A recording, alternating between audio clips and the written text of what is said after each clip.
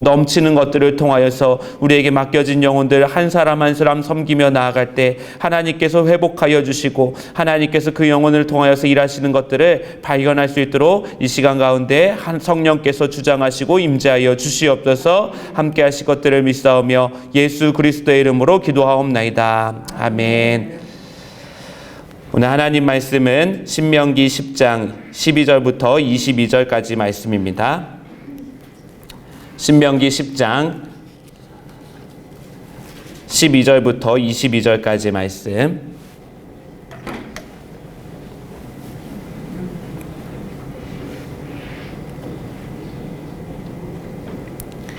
한 절씩 교독하시고 마지막 절은 함께 읽도록 하겠습니다.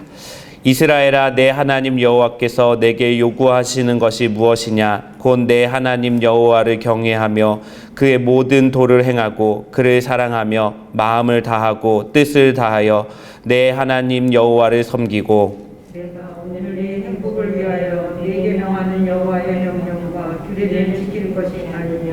하늘과 모든 하늘의 하늘과 땅과 그 위의 만물은 본래 내 하나님 여호와께 속한 것이로되 여호와께서 오직 내 조상들을 기뻐하시고 그들을 사랑하사 그들의 후손인 너희를 만민 중에서 택하셨으니 오늘과 같으니라.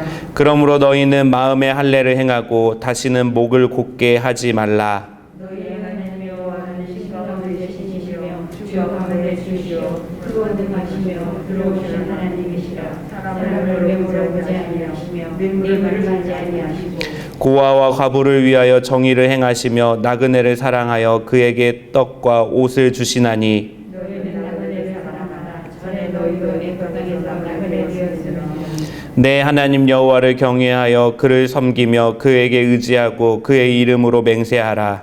그는 내 찬송이시오 내 하나님이시라. 내 눈으로 그가 지키고 또 눈을 너를 위하여 하셨느니라. 애굽에 내려간 내 조상들이 겨우 70인이었으나 이제는 내 하나님 여호와께서 너를 하늘의 별같이 많게 하셨느니라. 아멘. 오늘 속회공과 20일과 너는 마음의 할례를 행하고 말씀을 통해서 오늘 우리에게 주시는 하나님의 말씀을 깨닫기 원합니다. 먼저 신명기 10장의 단락을 구분해 보면 두 가지 단락으로 나눠질 수가 있습니다. 신명기 10장은 1절부터 11절 말씀과 12절부터 22절로 나눠집니다. 특권을 부여받고도 그것에 부응하는 삶을 살지 못하면 그에 따른 책임이 따르는 것이 자연스러운 결과입니다. 이스라엘 백성들이 시내산 산기슭에서 금송아지를 섬겨서 경배하며 만들어서 하나님을 언약을 파기한 내용들이 신명기 10장에 다시 한번 언급이 되는데 그들이 엄청난 특권을 부여받았음에도 불구하고 그들에게 걸맞는 신분을 저버렸다라고 이야기하고 있는 것이 신명기 10장의 내용입니다. 그래서 신명기 10장에는 1절부터 11절에 먼저 하나님의 용서와 표징이 등장을 합니다. 그래서 1절부터 5절에 언약 돌판이 다시 한번 수여되는 것이 나오고 6절에서 9절에는 하나님의 용서로 다시금 가나안 여정을 떠날 수 있게 되었고 10절부터 11절 말씀에 모세가 하나님께 중보기도 했을 때 하나님께서 응답하시는 장면들이 다시 한번 상기되어서 회고되고 있는 것입니다. 또 12절부터 22절에서는 하나님의 용서에 부응하는 이스라엘 백성들의 삶이 어떤지에 대해서 설명을 하고 있습니다.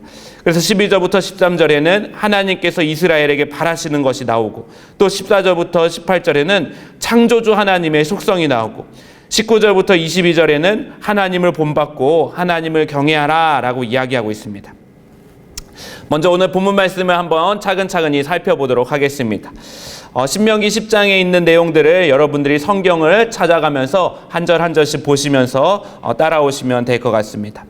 신명기 10장 1절부터 11장에는 이제 금송아지 예배라는 반역을 통해서 그 죄악을 범한 이스라엘 백성들을 향해서 하나님께서 용서하시고 그에 따른 표징으로서 돌판이 수여되는 장면이 다시 한번 나옵니다. 이 본문은 출애굽기에 나와 있는 내용과도 동일한 내용입니다. 신명기는 출애굽기의 내용들을 회상하면서 요단강을 건너기 전에 이스라엘 백성들에게 모세가 설교했던 내용을 쓰고 있기 때문에 이 다시금 40년, 광야 40년의 교훈을 기억하는 목적이 있습니다. 먼저 1절부터 5절 말씀을 보면은 먼저 1절부터 3절에 보니까 1절에 그때라고 나와 있습니다. 이 그때라고 하는 단어는 배교한 이스라엘을 위한 모세의 중보 기도를 하나님께서 들으신 그 시점을 의미합니다. 그래서 하나님께 심판받을 그런 위기에 처해 있었던 이스라엘 백성들이 구출되었다라는 그 시점을 그때라고 이야기하고 있습니다. 1절 하반절부터 3절 말씀에 보니까 모세의 언약 돌판이 기록이 되어 있습니다.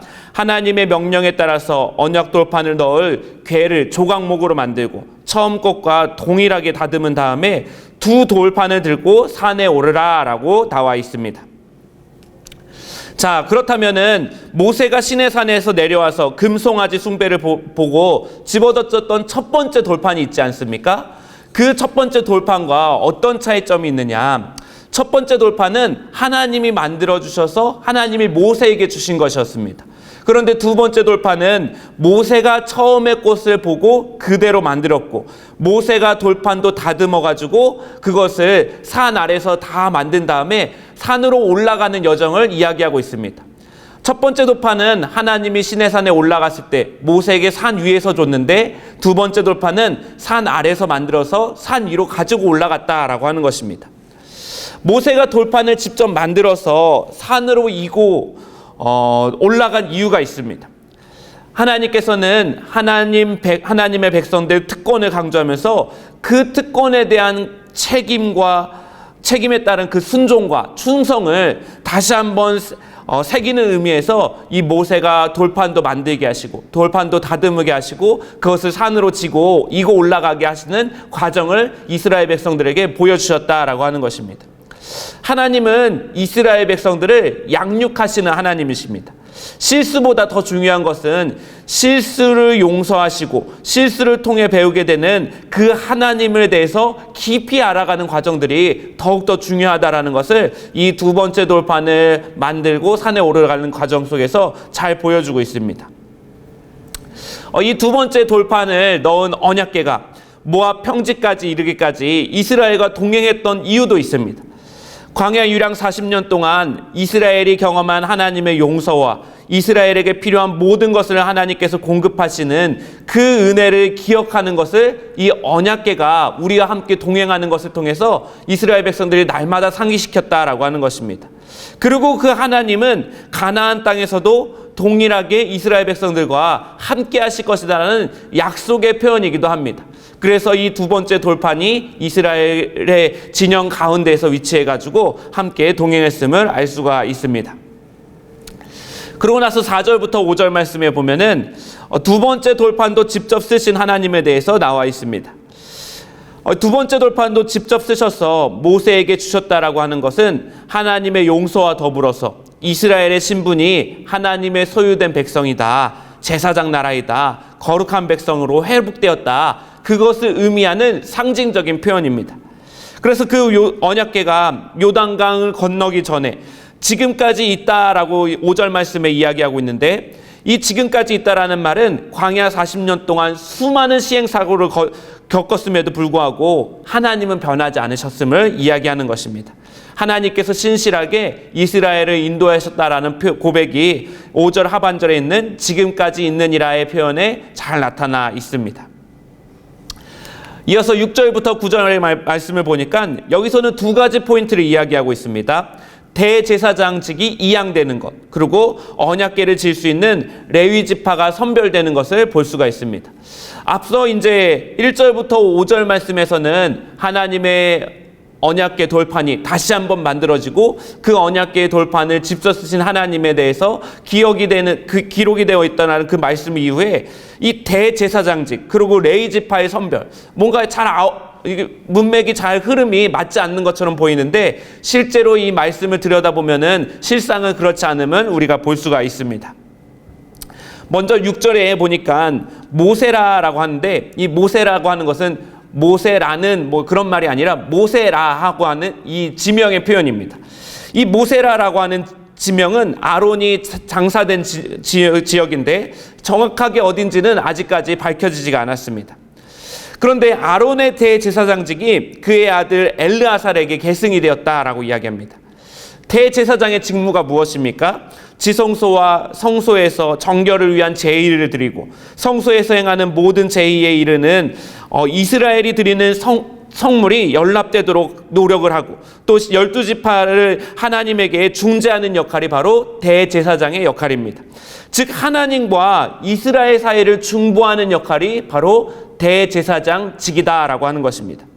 이 대제사장의 중재 역할이 있었기 때문에 이스라엘이 금송아지를 숭배했을 때 하나님께 즉시 심판을 받지 않고 기회를 다시 한번 부여받아서 안전하게 모압 평지까지 올 수 있었다. 그 증거가 바로 대제사장이었던 아론이 죽은 다음에 엘르아살이 그 대제사장직을 계승받은 것으로 우리가 알 수 있다라는 것을 고백하고 있는 것입니다. 또 7절에 보니까 이번에는 7절의 지명 중에 국고다에 이르는 또 국고다를 떠나서 욥바다에 이른 지역이라고 나와 있습니다. 이 국고다와 욥바다 역시 정확하게 어딘지는 알 수가 없습니다. 다만 이 욥바다라고 하는 것이 물이 흐르는 강들이 있는 지역이다라는 점을 비춰봤을 때 우리 7절 하반절에 보니까 그 땅에는 시내가 많이 있었다라고 이야기하지 않습니까? 이 강이 흐르는 지역에 위치했다라는 것을 볼 수 있을 때 이곳에서 지친 몸과 마음을 쉴 수 있었던 그런 장소를 의미하는 것입니다. 하나님께서는 우리가 세상에서 하나님 백성답게 치열하게 씨름하고 지치면서 살아갈 때 그 지치고 고된 그리스도인들의 삶을 하나님의 참된 위로와 참된 안식으로 늘 각자 가장 적절한 때에 쉼을 허락하여 주시는 그런 하나님인 줄 믿습니다. 자, 8절 말씀을 보도록 하겠습니다. 8절 말씀에 보니까 그때 여호와께서 레위 지파를 구별하여서 세 가지 임무를 주셨다라고 이야기하는데 첫 번째 임무가 무엇이냐? 언약궤를 매게 하셨다라고 이야기합니다. 레위 지파가 언약궤를 메고 이스라엘과 함께 광야 행진을 합니다. 이는 하나님께서 이스라엘 여정 가운데 함께 하셨음을 상징하는 것입니다. 구체적으로는 낮에는 구름기둥, 밤에는 불기둥으로 하나님께서 뜨거운 태양도 피하게 하시고 따뜻한 밤을 보내게 하셨다라고 하는 것입니다. 그렇기 때문에 이스라엘 백성들은 레위 지파가 메고 가는 언약궤를 볼 때마다 하나님이 우리를 정말 신실하게 인도하셨구나를 다시 한번 상기시킨다라고 하는 것입니다. 두 번째는 여호와 앞에 서게 하여서 그분을 섬기게 하심이다라고 이야기하고 있습니다. 이것은 성막에서 맡고 있는 임무를 수행하는 것을 말합니다. 상징적으로는 이스라엘 백성들을 레위 지파가 대표로 해가지고 하나님께 간구하고 감사하고 찬양하는 역할을 하고 있다라는 것을 이야기하는 것입니다. 그래서 이스라엘 백성들은 레위 지파를 볼 때마다 우리가 하나님께 간구하고 감사하고 찬양하는 삶을 살아야겠구나라는 것을 다시 한번 상기시킨다라고 하는 것입니다. 마지막으로 세 번째는 여호와의 이름으로 축복하게 하심이다라고 나와 있습니다. 제사와 제의를 드리는 이 레위 지파가 이 예배자들이 하나님의 이름을 부르면서 예배자들에게 하나님의 이름으로 축복하는 것을 이야기하고 있습니다. 정말 놀라운 반전입니다. 창세기에서 레위라고 하는 사람은 어떤 사람이었습니까? 야곱의 저주를 받아서 뿔뿔이 흩어지게 될 것이다라고 하는 그 저주를 받았던 사람이 바로 레위 사람이었습니다. 그런데 출애굽기 32장 25절에서 29절에 금송아지를 예배한 자들을 레위 지파가 앞서서 처형함으로써 하나님의 진노를 누그러뜨렸습니다. 그 이후에 레위 지파의 역할들이 변화되게 됩니다. 레위 지파는 흩어져 있지만 이스라엘을 대표할 각 성막에 들어가서 봉사를 하게 되고 이제는 하나님의 축복을 백성들에게 하나님의 이름으로 축복할 수 있는 권리까지 이들에게 주어졌다라고 하는 것을 이 놀라운 반전의 역사를 우리가 신명기 10장의 말씀을 통해서 확인할 수 있게 됩니다. 이어서 9절 말씀에 보니까 레위 지파에게는 어떤 기업이 있느냐? 그들에게는 땅을 경작할 수 있는 기업은 없어도 하나님이 친히 기업이 되어주셔서 하나님을 더욱 가까이 섬길 수 있는 특권이 주어졌다라고 이야기하고 있습니다. 특별히 우리 속회 지도자인 우리 속장님들, 우리 지구장님들이 하나님께서 허락하여 주신 이 레위 지파의 축복을 받은 줄 믿습니다. 그래서 우리가 하는 것들은 하나님께서 우리 가운데 땅의 기업이 우리 가운데 삶 가운데 펼쳐지지 않을지라도 하나님을 더욱더 가까이서 섬기고 하나님 말씀을 가까이서 배우는 것을 통해서 우리 가운데 하나님께서 주신 특권이 더욱더 풍성하게 될 줄 믿습니다. 이어서 10절부터 11절 말씀입니다. 10절에 보니까 내 말을 들으사 너를 차마 멸하지 아니하시고 라고 이야기합니다. 모세의 중보기도를 들으시고 하나님께서 베푸신 용서를 통해서 이스라엘 백성들이 진멸당하지 않았다라고 이야기하는 것입니다. 그래서 여기서 한 걸음 더 나아가서 이제는 용서에서 그치지 아니하고 하나님과 더욱 올바른 관계를 유지하도록 대제사장직을 다시 한번 강조하시고 레위지파의 역할을 다시 한번 강조하시면서 하나님께서 용서 너머의 회복의 삶까지도 말씀하셨다라는 것을 이 모세의 중보기도를 통해서 이루어졌다라고 이야기하고 있습니다. 하나님은 용서하시는 하나님뿐만 아니라 회복하시는 하나님이십니다. 우리가 그래서 우리의 죄를 용서만 구할 것이 아니라 우리의 믿음의 온전한 회복을 위해서 기도해야 되고 나 자신만을 위해서 기도할 뿐만 아니라 우리의 가족과 이웃을 위해서 하나님 그들을 용서하여 주시고 그들의 믿음이 회복되게 해달라고 그렇게 중보하시는 저와 여러분이 되시기를 축원합니다. 11절은 강력한 약속의 말씀입니다. 하나님의 관점에서 보니까 가나안 땅의 정복은 너무나도 확고한 성취다라고 말씀하고 계십니다. 그렇기 때문에 이어지는 12절부터 22절에 그 땅에 들어가서 어떻게 하나님의 확고한 약속과 신실한 용서를 어떻게 부응하면서 살아야 될지에 대해서 더욱더 강력하게 이야기하고 있습니다. 이어서 우리 12절부터 22절까지의 말씀을 살펴보도록 하겠습니다. 먼저 12절부터 13절에는 하나님께서 이스라엘에게 바라시는 것이 나와 있습니다. 12절부터 13절에는 이스라엘이 실현해야 될 삶의 원칙 3가지가 등장하고 있습니다. 첫 번째는 보니까 내 하나님 여호와를 경외하는 것이다 라고 등장하고 있습니다. 여기서 경외하다라는 뜻은 우선 야레라고 하는 단어인데 이 뜻은 기본적으로 두려워하다라는 의미를 가지고 있습니다.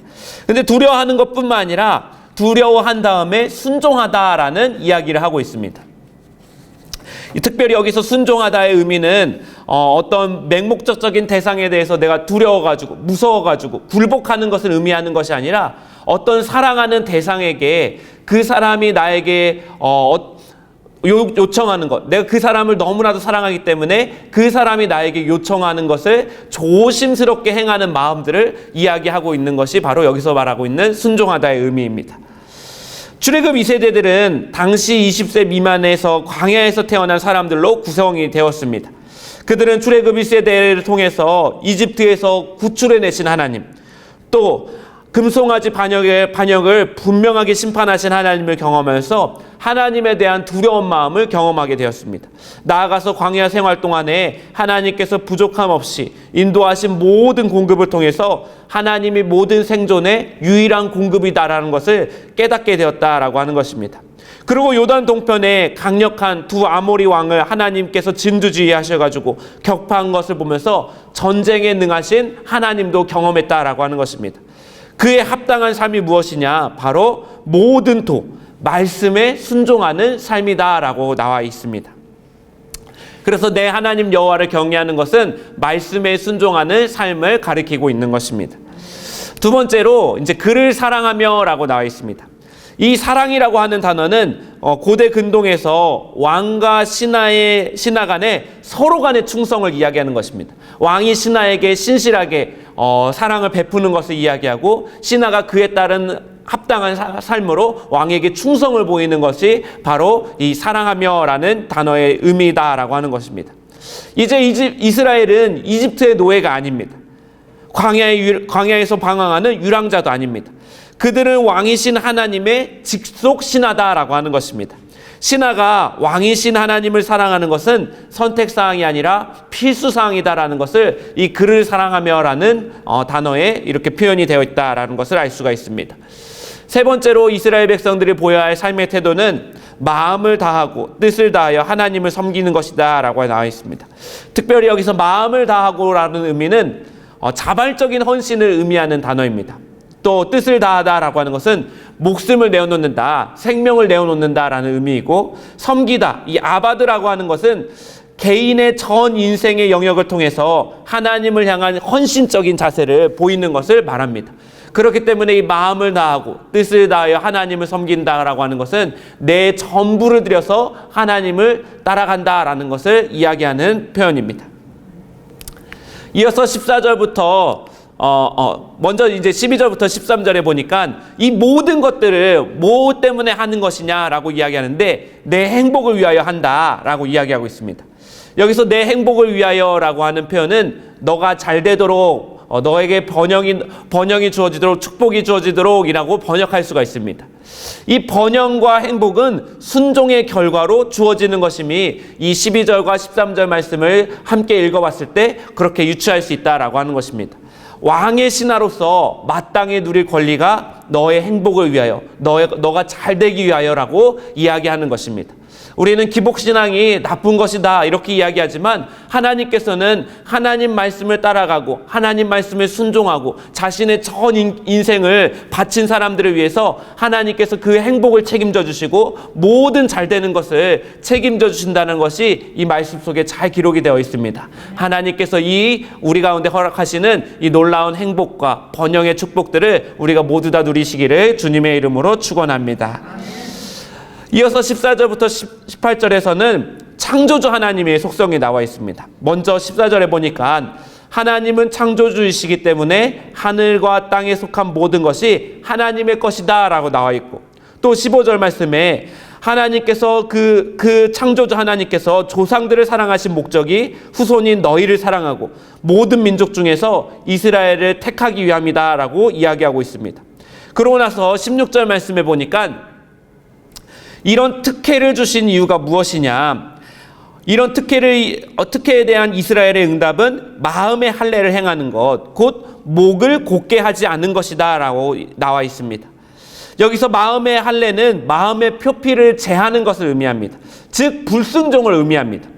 지난 40년 동안 이스라엘 백성들은 광야에서 불순종의 세월을 보냈습니다. 하나님은 그런 불순종을 다시 한번 되풀이하기를 원치 않으셨습니다. 그래서 마음의 표피, 불순종의 표피를 제거하고 순종으로 채워진 삶을 살아가라라고 이야기하는 것입니다. 이것이 곧 목을 곧게 하지 않는 것이다라고 이야기하는데, 여기서 목을 곧게 하지 않는 것은 일상생활에서 하나님의 언약에 충실한 삶을 살아가는 포괄적인 명령을 의미하고 있는 표현입니다. 이어서 17절부터 18절 말씀해 보니까 17절, 18절에는 하나님의 속성에 대해서 이야기하고 있습니다. 처음에 보면은 하나님께서 어떤 분이시냐, 신 가운데 신이시며 주 가운데 주시다, 최고의 신이자 최고의 주시다, 전혀 제한받지 않으시는 통치자 하나님이시다라는 것을 먼저 이야기하고 있습니다. 두 번째로는 크고 능하시며 두려우신 하나님이시다라고 이야기합니다. 하나님만이 백성들을 통치할 유일한 주인이심을 이야기하는 것이 크고 능하시며 두려우신 하나님의 표현에 담겨져 있습니다. 마지막으로 세 번째는 사람의 외모를 보지 않으시며 뇌물을 받지 아니하시는 하나님이시다라고 이야기합니다. 여기서 외모를 보지 않는다라고 하는 것은 하나님은 중심을 보시는 하나님이시다라는 그 사상이 잘 나타나 있는 표현입니다. 이는 구체적으로 18절 말씀에 어떻게 이야기되고 있냐면, 고아와 과부를 위하여 정의를 행하시며 나그네를 사랑하며 그에게 떡과 옷을 주시나니 라고 이야기합니다. 18절에 사회적 지위에 따라서 하나님은 편애하시는 하나님이 아니시다. 사회적 약자의 생계를 보장하시고 그들에게 필요한 생존의 모든 필요한 것들을 채우시는 하나님이시다. 그렇기 때문에 하나님은 정말로 하나님밖에 의지할 것이 없는, 그 인생에서 의지할 것이 너무나도 없는 그 약자들을 최선을 다해서 사랑하시는 하나님의 특별한 관심이 나와 있는 표현이 바로 18절의 말씀이다라고 하는 것입니다. 우리 인생 속에서도 하나님밖에 의지할 것이 없는 인생이 될 때 하나님의 특별한 관심과 특별한 보호하심의 은혜를 우리가 누리게 될 줄 믿습니다. 이어서 19절부터 22절에 보면은 하나님을 본받고 하나님을 경외하라 라고 이야기합니다. 특별히 19절 말씀에 이방인을 사랑하라 라고 이야기하는데, 여기서 이방인은 경작할 땅을 소유하고 있지 않고 있기 때문에 공동체의 도움과 보호가 없으면 생존할 수 없는 사람을 의미합니다. 그래서 이스라엘도 애굽에서 하나님의 도움으로 이방인이었지만 430년 동안 번성하여서 살아갈 수 있었던 것처럼 이스라엘 백성도 이제 가나안 땅에 들어가서는 이방인, 나그네들을 잘 섬겨줘야 한다라는 것을 이야기하고 있습니다. 20절 말씀에는 하나님을 본받고 경외하라라고 이야기합니다. 여기서 먼저 경외하라라고 하는 것은 하나님 말씀을 실천하라라는 의미이고, 또 섬기라라고 하는 것은 모든 삶의 영역에서 하나님께 충실한 삶을 살아가라. 또 의지하라라고 하는 것은 고대 사회에서 아내가 남편을 의지하고 따라가듯이 살라라는 의미입니다. 고대 사회에서 아내는 남편의 존재가 없으면 굉장히 살아가기 힘든 그런 사회적 약자에 속했던 사람들입니다. 그런 것처럼 고대 사회에서 아내가 남편을 의지하듯이 이스라엘 백성들은 하나님을 남편 삼아서 최선을 다해서 의지해야 하는 것을 이야기하고 있습니다. 또 그의 이름으로 맹세하라라고 하는 명령이 나와 있는데, 사람과 사람 사이에서 어떤 약속을 할 때는 하나님과 사람 사이에서 약속하듯이 그 약속을 충실하게 이행해야 된다라는 것을 이야기하고 있습니다. 그래서 20절 말씀은 타협 없는 충성을 강조하는 표현이 바로 20절 말씀이다라는 것을 알 수가 있습니다. 먼저 또 21절 상반절에 보니까 그는 내 찬송이시오 내 하나님이시라 라고 나와 있습니다. 여기서 찬송이라고 하는 단어는 테힐라라는 단어인데, 하나님을 즐거워함이 삶의 원동력이다라는 고백으로 쓰여져 있습니다. 역대상 20장 말씀해 보니까 모압과 암몬의 연합군이 이스라엘 백성들을 쳐들어왔습니다. 그때 여호사밧 왕이 군대를 앞세운 것이 아니라 하나님의 찬양대 레이즈파를 앞세우기 시작합니다.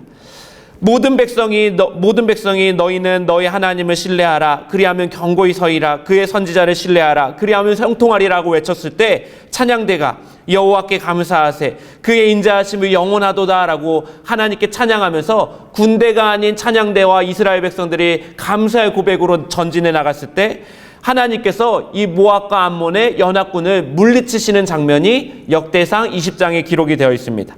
찬양의 힘은 어려울 때 하나님을 신뢰하게 만드는 동력을 만들고 하나님께서 일하시는 귀한 은혜를 경험하는 통로가 되어진다라고 하는 것입니다. 오늘 저와 여러분의 삶 가운데 하나님을 찬양할 수 있는 귀한 특권이 주어지기를 축원합니다. 또 내 하나님이시라라고 하는 표현은 하나님과 인격적인 관계 안에 있다라는 것을 의미하는 표현입니다. 이어서 21절 하반절부터 22절에 보니까 하나님은 이스라엘의 하나님이시다라고 말하고, 지나온 40년의 모든 역사 속에서 하나님께서 행하신 일들을 헤아려 보게 만든다라고 이야기하고 있습니다. 하나님은 아브라함에게 별같이 번성하게 하시겠다라는 언약을 주셨는데, 그 언약이 1.1획도 흐트러짐 없이 이곳에 와서 성취되었다라는 것을 알 수가 있게 됩니다. 찬송가 429장의 고백처럼 받은 복을 세어보아라라고 하는데, 우리가 이 추수감사절을 맞이할 때 우리가 하나님께 올려드릴 수 있는 최고의 고백은 그동안 우리의 삶을 인도하신 신실하신 하나님, 그 하나님의 은혜들을 헤아려 보면서 그 하나님께 감사하는 고백이 우리의 삶의 최고의 감사의 고백이 될 줄 믿습니다. 특별히 이번 주일에 추수감사절을 맞이하실 때 저와 여러분의 삶 가운데 받은 복을 세어보는 귀한 은혜가 있기를 축원합니다. 우리 마지막으로 오늘 속회 지도자 교환을 보도록 하겠습니다. 우리 뒷면에 보시면은 공과 내용이 요약이 되어 있습니다. 먼저 우리 속회 지도자 교환에 보니까 첫째로 여호와를 경외하라라고 나와 있습니다. 이 경외한다라고 하는 것은 인격적으로 존중하고 공경하는 마음과 삶의 태도를 가리킨다. 무엇보다 하나님께 대한 경외심은 그분의 거룩하심을 인식하게 하고 두려워할 뿐만 아니라 그분을 뜨겁게 사랑하고 섬기며 지키는 것을 의미한다. 잠언의 기자가 여호와를 경외하는 것이 지식의 근본이라고 하였듯이 하나님을 향한 경외심이야말로 하나님 백성으로서 삶을 살아가는 법을 배우고 성화로 나아가게 하는 출발점이 된다라고 이야기하고 있습니다.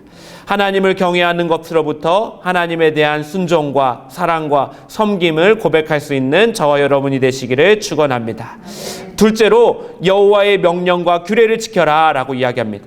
하나님의 백성은 하나님의 말씀대로 사는 자다라고 정의를 내릴 수가 있다. 성경은 하나님의 사랑의 구체적인 모양과 실천이 말씀, 곧 여호와의 명령과 규례에 대한 순종임을 끊임없이 강조하고 있다. 하나님 말씀을 지키며 따라갈 때에 하나님을 향한 사랑이 비로소 증명이 된다.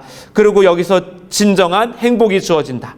하나님은 자신을 사랑하는 자를 복의 자리로 인도하시기 때문이다 라고 나와 있습니다. 하나님의 명령과 하나님의 말씀을 잘 따를 때 우리가 아까 말씀을 살펴봤던 것처럼 우리 가운데 행복의 길, 구원과 회복의 길로 역사하시는 그 하나님의 은총을 경험하게 될 줄 믿습니다. 마지막 세 번째로 이웃을 사랑하라 라고 이야기합니다. 우리는 하나님뿐만 아니라 이웃도 사랑해야 한다. 하나님은 특히 고아, 과부, 나그네 같은 약자들을 돌보시고 사랑하시는 분이시다. 때문에 우리도 마땅히 어려운 이웃에게 베풀며 섬기는 일을 힘써야 한다. 하나님이 나그네였던 우리에게 극진한 사랑과 은혜를 주셨던 것을 기억하고 이를 다른 이들에게 흘려보내는 복의 통로가 되어야 한다라고 이야기하고 있습니다. 오늘 저 여러분의 삶 가운데 하나님께서 주신 받은 복을 헤아리며 나아갈 때 우리가 그 받은 복을 이웃을 향해서 흘려보낼 수 있는 귀한 축복이 주어지기를 주님의 이름으로 축원합니다.